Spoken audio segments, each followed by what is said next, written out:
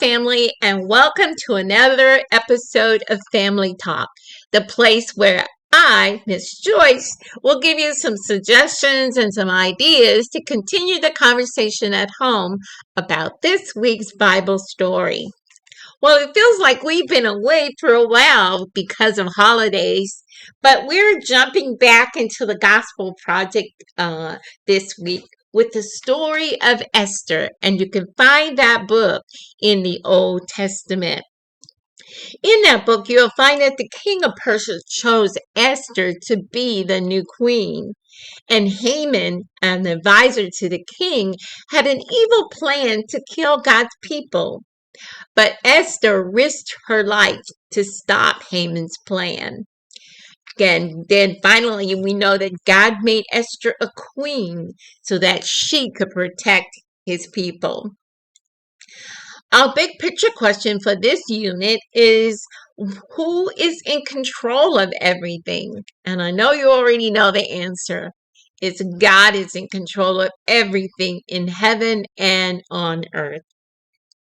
By way of questions, you can ask the little ones, who was really in control of Esther being queen?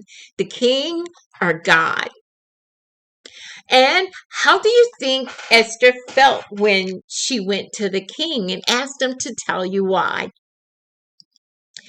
Another one, how did God, using Esther to save the Jews, make a way for Jesus to come into the world? Some other questions you can ask is that, do you think anything ever surprises God? And how do you even feel knowing that God is in control of all things? Ask them if they have ever felt like God was not in control of their life. For older children, ask them to help. What would help them make the right decision when they have to choose between following God or following others? And what might following God cost them, and is it worth it? And how could taking a stand for God influence others who might not believe in or follow God? Some fun activities. You can research the Jewish celebration of Purim and choose some activities to do as a family. And then you can pray for the Jewish people who believe in Jesus as the Messiah.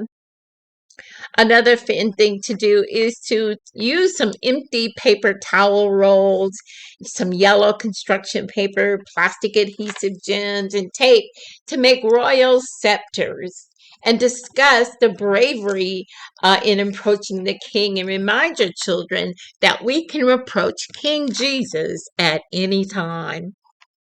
Some other connections you may be able to make is to really tap into the evidence of courage and bravery in this story, or even dealing with bullies that need to be strong in the face of fear.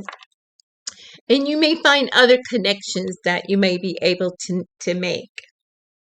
That's it for this week. Next week, we're heading into the story of Nehemiah. We know God's people were in exile and they're home from exile. They've even built the temple.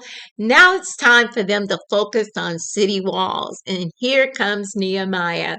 We hope you'll join us. We'll see you next week and have a blessed one. Bye for now.